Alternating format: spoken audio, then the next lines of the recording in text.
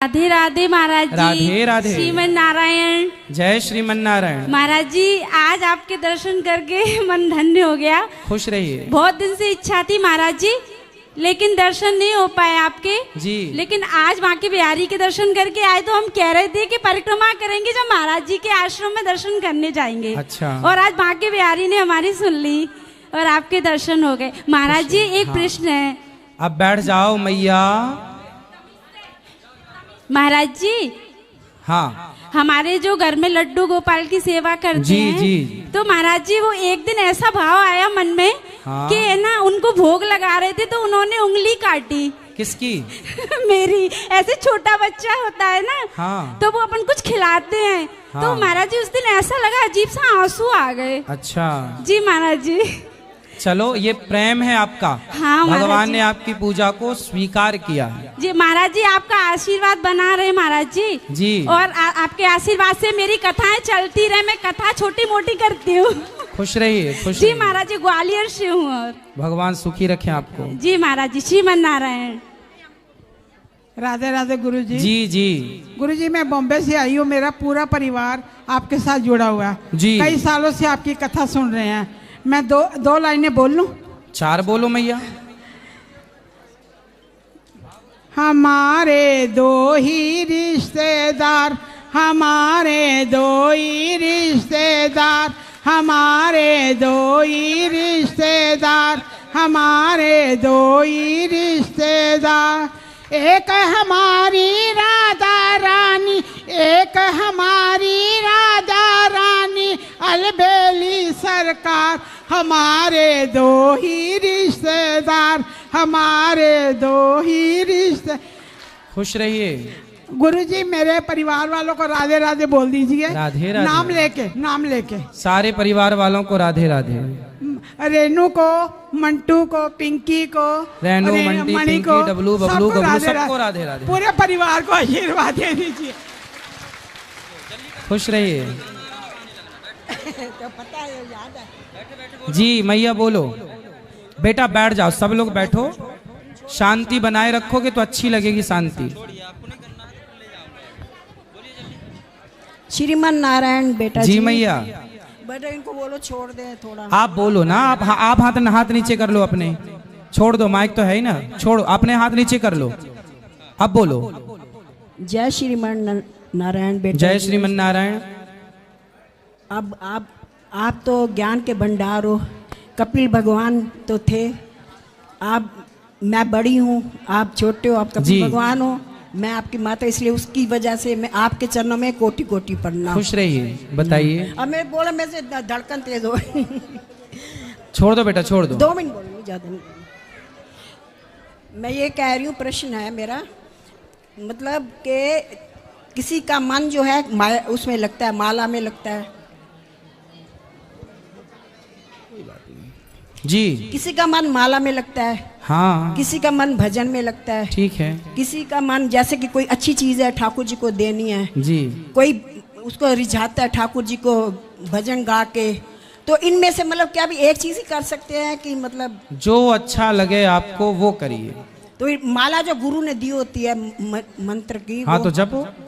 गुरु जी ने जो मंत्र दिया है वो मंत्र का जाप नहीं, करो। भजन में ज्यादा अच्छा लगता है। मेरे को भजन ज्यादा बोलना अच्छा लगा। उसमें आंसू आते हैं, तो बोलो ना। मतलब उसमें रिझा सकते हैं ना भी। हाँ। माला कोई जरूरी इतना तो नहीं है ना। ये तो कुम्मन दास जी थे, वो संगीत में थे, उनको रिझाते थे। हाँ तो आप भी रिझाया तो कोई करो। फल लाते थे, अच्छा अच्छा बिल्कुल। लाते थे। कोई माला करता है, कोई कुछ करता है। सही है, जैसे सही है। भगवान जिसमें सबको सब प्रकार की भक्ति से स्वीकार करते हैं। जाता है। और दूसरा प्रश्न ये है, मैया ठीक हो? बोलिए। दूसरा प्रश्न ये है जी। कि बोलो। ठाकुर वो बात कर रहे हैं ना, देखो बात कर रहे हैं ना बेटा, देखो क्यों ऐसे हाथ भूल जाऊंगी।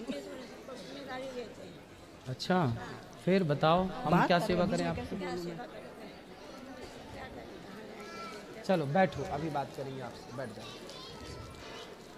बैठो। अभी भैया को बैठा दो। खुश रहिए, खुश रहिए। बैठो भैया, रख दो। जी।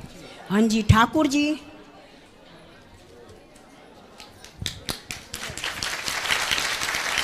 यहाँ रख दीजिए। खुश रहिए, खुश रहिए। जी जी। मैं ये कह रही, ठाकुर जी जो थे जब रास रचाने गए थे, कह रहे 10 साल के थे।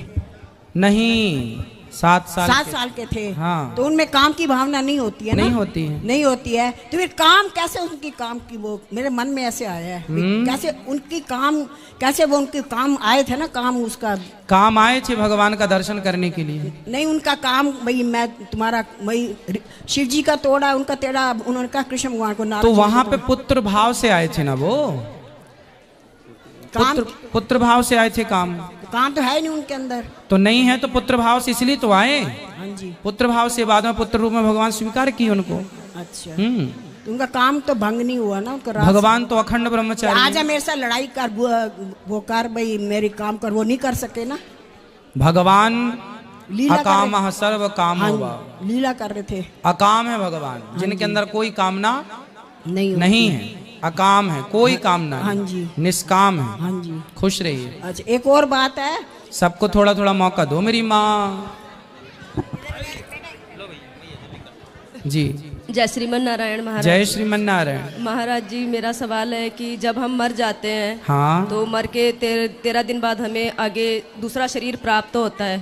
हाँ। तो उसके बाद जो हमारे यहाँ जैसे हम पितृपक्ष आता है, श्राद्ध आते हैं, उसमें जो यहाँ से हमें जो भी करते हैं हमारे पीछे से हमारे घर वाले, तो वो हमें किसी न किसी रूप में, जिस भी रूप में होते हैं उसमें हमें प्राप्त होता है। हाँ। तो फिर जो दक्षिण दिशा में हमारे पितर बैठे हुए हैं, तो पितर कौन होते हैं? क्योंकि हम मर गए तो हमारा तो शरीर दूसरा किसी न किसी रूप में हम चल रहे हैं। जब हम यहाँ से मर करके जाते हैं तो यमराज जी सबसे पहले हमें वहाँ हमारे पाप और पुण्य का हिसाब करते हैं। यदि आपके पुण्य है तो मोक्ष हो गया, पाप है तो नरक हो गया। पर आपके इतने पुण्य नहीं है कि आप स्वर्ग जाने के अधिकारी हों, थोड़े से पुण्य कम रहे हैं, तो यमराज जी बोलते हैं कि आपको थोड़ा ही, जैसे वेटिंग हॉल होता है, वेटिंग रूम होता है, ट्रेन लेट है तो लोग वेटिंग रूम में बैठ जाते हैं, उसी तरह यमराज जी अपने वेटिंग रूम में बिठा देते हैं कि आपके पुत्र जब कोई पुण्य करेगा आपके नाम से, तो वो पुण्य जोड़ करके प्लस करके आपका जो 2 नंबर कम रहे हैं या 10 नंबर कम रहे हैं, वो जोड़ करके आपको स्वर्ग का अधिकारी बना दिया जाएगा। तो जब तक उनके पुत्र नहीं उनके नाम से कुछ करते, तो एक टाइम पीरियड दे करके यमराज जी उन्हें जहां भेजते हैं वही है पितृलोक। जहां पितृलोक हमारे जाते हैं, बैठते हैं, अपने बच्चों से उम्मीद करते हैं कि आप हमारे नाम से कोई पुण्य का कार्य कीजिए। तो वहां पर उस वेटिंग हॉल का नाम पितृलोक है, उस पर बैठते हैं। जब आपके कोई भी, तो आप उनके नाम से कोई भी शुभ कार्य करते हैं तो फिर उनको मिलता है, नहीं करते तो वो नाराज हो जाते हैं। तो फिर वहीं बैठे रहते हैं वो? नहीं, नाराज होते हैं, फिर वो वहां से उनका पतन हो जाता, फिर वो नरक के अधिकारी होते, क्योंकि पुण्य तो बढ़ा नहीं। तो फिर उनका वो नाराज होते हैं आप पर कि आपने कुछ हमारे लिए कार्य नहीं किया, इसलिए लोग वंश की वृद्धि रोक देते हैं, बनता बनता काम बिगड़ जाता है। वो पितृदोष यही होता है। इसलिए अपने पितरों के लिए कोई ना कोई शुभ कार्य करते रहना चाहिए। तो जैसे श्राद्ध पक्ष आता है, हाँ। तो साल में एक बार ही आता है, कोई भी त्योहार है या श्राद्ध पक्ष जो भी है, हाँ। तो उसी में चढ़ाया जाता है पितरों के लिए। तो पूरे साल क्या वो कुछ खाते पीते नहीं है? नहीं, हमेशा ही खाते हैं। तो श्राद्ध पक्ष में ही क्यों चढ़ाया जाता है? श्राद्ध पक्ष विशेष होता है ना, वो एक महीना बनाया गया कि साल भर में यदि कोई ना करे तो उस एक माह में जरूर करे। जो कर रहे हैं हमेशा, वो तो हमेशा अच्छा है, पर जो हमेशा नहीं करते तो भैया कम से कम एक माह में, इस महीने में तो कर लो, इसलिए वो बनाया गया है। महाराज जी तो खुश रहिए। हाँ महाराज जी, एक सवाल और था मेरा जी। कि सूतक कितने उस तक मानना चाहिए, पीढ़ी तक मानना चाहिए? जैसे आपके परिवार में है तो मानना ही चाहिए, कोई बहुत दूर का है तो भले। मीन्स कि कहाँ तक मानना चाहिए कि जैसे हमारे ससुर जी भाई हैं या उनके तो काफी बड़ा परिवार हो जाए, तो कितने तक मानना चाहिए? आपके यहाँ मानते, जहाँ तक मानते चले आए हैं परंपरा में, वहां तक मानो। तो कोई लोग पूजा पाठ नहीं करते हैं, उनको तो फर्क नहीं पड़ेगा, पर जो रोज पूजा पाठ करने वाले हैं उनको तो रोज ही फर्क सूतक लगता है क्या? नहीं, जैसे वो बोलते हैं साल तक कोई त्योहार ना मनाओ। नहीं, साल तक नहीं, जब तक सूतक है 8 दिन 10 दिन तक, तब तक ना करो। मानसिक पूजा करो उस समय, भगवान का ध्यान तो करनी है, मानसिक करो, बाकी उस समय जय श्रीमन नारायण। जय श्रीमन नारायण। साल भर तो जाओ आओ मंदिर पूजा करो, साल भर में कोई दिक्कत नहीं। श्रीमन नारायण। जय श्रीमन नारायण। गुरु जी मैं सुल्तानपुर जिले से हूँ और बदायूं में टीचर हूँ, तो वहाँ से आया हूँ जी। आपके 3 दिन से यहाँ पे हैं आपके आश्रम पे। अच्छा। 2 दिन से कथा सुन रहे, कल भी प्रश्नोत्तरी के इंतजार कर रहे थे लेकिन समय नहीं मिला। हाँ। और दर्शन कल भी किए, आज भी किए। हमारे छोटे छोटे 2-3 प्रश्न हैं। अच्छा। कि जो सुदामा जी सर जी मतलब महाराज जी ब्रह्म ज्ञानी थे, हाँ। लेकिन जो उन्होंने चना उनका भगवान जी के हिस्से का अपना खा लिए थे, उन्होंने ब्रह्म ज्ञान की वजह से खाया, हमने ये सुना है। लेकिन जो कहावत बनी है, गुरु से कपट मित्र से चोरी, कोई होई निर्धन कोई होई कोरी, ये बात कहाँ तक सही है? सुदामा जी ने जो चने खाए थे वो चने ऐसे थे कि श्रापित चने थे। जी जी। उज्जैन में महाकाल मंदिर के पास में कोई बूढ़ी अम्मा जी, जी। भीख मांगा करती थी। जी जी। तो किसी ने आज उन्हें मुट्ठी भर चने दिए। जी तो बूढ़ी अम्मा सोची कि मैं कल खाऊंगी भोग लगा के। जी जी। रात के एक चोर आया, कोई शराबी चोर आया होगा। जी जी। तो उसने सोचा कि इस पोटरी में कोई पैसा बांध के रखी होगी बुढ़िया। जी जी। तो पोटरी लेके भागा। जी। उसने पोटरी में देखा कि इसमें तो चने हैं। जी। तो सांदीपनी गुरुजी के आश्रम के पास खड़े होके देखा तो उसको लगा चने किस काम के, तो वहीं फेंक दिया। जी जी। सवेरे बुढ़िया जागी, जी जी। उसने देखा कि मेरे चने गायब। जी जी। उसको लगा चोरी कर ली। जी जी। तो बूढ़ी अम्मा बोली कि जो मेरे चने खाएगा वो मेरी तरह निर्धन हो जाएगा। जी जी। अब वो चने सांदीपनी जी के आश्रम में पहुंच गए। सवेरे गुरु माता जागी, उन्होंने देखा कि कोई बच्चे ने फेंक दिया होगा। तो चने वही वाले वो भगवान कृष्ण को बांध कर देती हैं। जी। अब ये बात सुदामा जी जान गए क्योंकि ब्रह्म ज्ञानी थे। जी जी। तो सुदामा को लगा कि ये तो मेरे जो मित्र के हाथ में, कृष्ण के हाथ में चने हैं, ये तो श्रापित चने हैं कि जो खाएगा सदा के लिए मेरी गरीब हो जाएगा। तो सुदामा को लगा कि गरीबी आए तो मेरे ऊपर आए, मेरे मित्र के ऊपर ना आए। इसलिए कृष्ण के हक के चने सुदामा ने खाकर और कृष्ण के हक की गरीबी अपने ऊपर ले ली। ये मित्रता है। लेकिन ये जो कहावत जो बन गई सर कि ये कहावत तो कहा को लगाना पड़ता है। बहुत कोशिश करता हूँ गुरुजी। और कोशिश कीजिए, और कोशिश कीजिए। मतलब अभी आपकी कोशिश में कमी है। जितनी चंचलता देखो, जितना वजन होगा उतनी ही तो मोटी रस्सी लगानी पड़ेगी। जी। एक सुई को उठाना है तो पतला सा धागा हो जाएगा। जी गुरुजी। पर एक बहुत बड़े शिला को उठाना है तो वो धागे से तो उठेगी नहीं, उसके लिए शिला के हिसाब की फिर रस्सी भी मोटी चाहिए। उसी तरह जितना चंचल मन है, यदि मन ज्यादा चंचल है तो आपका नियंत्रण भी उतना मजबूत होना चाहिए। काबू में करने वाली रस्सी भी उतनी मजबूत होनी चाहिए, तब ना काबू में आएगा। अब आपका मन तो बहुत चंचल है और जो काबू में करने की प्रैक्टिस कर रहे हैं आप, वो आपके कमजोर है। तो जो प्रैक्टिस की रस्सी है, अभ्यास की रस्सी है, और बेहतर बनाओ उसे और मजबूत करो। मतलब अभ्यास और करो मन को केंद्रित करने का। जी गुरुजी। एक प्रश्न और है गुरुजी। मेरे पापा और मेरी मम्मी आपका कथा देखते मम्मी पापा नहीं, मैया बाबा, मैया जी जी, पिताजी। जी जी माफ कीजिए। वो मतलब मेरे पापा जी जो हैं वो, उनको अगर हम बोलते हैं कुछ चलने के लिए, एक्सरसाइज करने के लिए नहीं करते, उनके घुटने में दर्द रहता है। तो कुछ मतलब उनके लिए एक संदेश दे दीजिए ताकि वो एक्सरसाइज कुछ करते रहें। वो तो करना ही चाहिए, योग करना चाहिए, प्राणायाम करना चाहिए। जो प्राणायाम करेगा, योग करेगा, एक्सरसाइज करेगा, वो सुखी रहेगा, वरना जल्दी बीमार होके हम सब मर जाएंगे। जी गुरुजी। उनको बोलिए कि करना ही चाहिए स्वास्थ्य के लिए। स्वास्थ्य का ध्यान रखना ये भी भक्ति है। जी बाकी मेरे परिवार को आशीर्वाद दे दीजिए। खुश रहिए। ओके। जल्दी करो, खड़े हो जल्दी। इनकी तो होगी पहले। क्या है बताओ? जल्दी बोलना, सीधे। राधे राधे गुरुदेव। जी मैया। हाँ, हम प्रयागराज से इलाहाबाद से आए हैं। हाँ हाँ, आप अपना आशीर्वाद कृपा बनाए रहिएगा मेरे परिवार पे। खुश रहिए।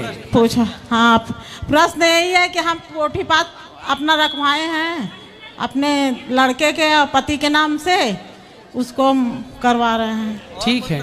हाँ, और मेरे लड़का ये है, जरा से इसको नशा की आदत पड़ गई है, जरा से इसको समझा दीजिए। ये नीरज नाम है। बात कराओ नीरज से, ये बहुत मतलब नशा करता है। बात कराओ। राधे राधे गुरुजी। जी राधे राधे। क्या नशा करते हो? कुछ नहीं, यही पान गुटखा खाते हैं बस, और कुछ नहीं। शराब पीते हो? नहीं। भांग? भांग क्यों पीते हो? बस भंगेड़ी हो? नहीं। तो काहे भांग पीते हो इतनी? कभी दीपावली होली में लोग पीते हैं भांग, कभी कभी तो ठीक भी है। हाँ कभी कभी। हमें नशा तो करना ही नहीं चाहिए, नशा कभी भी नहीं। लेकिन आप कभी होली दिवाली लेते हो तो ठीक है भांग का नशा, लेकिन रेगुलर तो नशा नुकसानदायक है। तो क्यों पीते हो? ठीक है गुरुजी, आज पहली बार आपके आश्रम में आए, आज के बाद से छोड़ दें। छोड़ देंगे? चलो भगवान आपको सुखी रखे। सब राधे राधे। मेरी लड़की को आशीर्वाद, मेरी बहू के आपकी कृपा से मेरे घर सब अच्छा चल रहा है भगवान। खुश रही, यूं ही अच्छा चलता रहे। अजरा से मेरी लड़की को भी आशीर्वाद दीजिए, मेरी बहू के। अभी नहीं दे दिया। जय श्रीमन नारायण गुरुजी। जय श्रीमन नारायण। आपके चरण स्पर्श करती हूँ। खुश रहिए, खुश मैं रहिए। पहली बार आई हूँ गुरुजी गाजियाबाद से। अच्छा। मुझे यहाँ आके ना बहुत शांति मिली, लेकिन मेरे घर में एक बहुत बड़ा अशांति है कि मेरे पति ना बहुत शराब पीते, बहुत घर में इतना अशांति है, इसलिए मैं इसको लेके आई हूँ। खुश रहिए। अशांति क्यों है? अशांति इस करके है, बहुत शराब पीते हैं गुरुजी। अच्छा। नहीं काम करते हैं, दुकान कर लिया, नहीं दुकान पे मैं अकेली बहुत परेशान रहती हूँ गुरुजी, बहुत अशांति है, इसलिए मैं इसको यहाँ लेके आई हूँ। गुरुजी जरा इसको समझाइए। बात कराओ। बात करिए, जल्दी उठिए। राधे राधे बाबा जी बोलो। गलती हो जाते है कभी कभी, तो अब नहीं करना। अब नहीं करूंगा गलती। ठीक है, ठीक है, अब नहीं करना।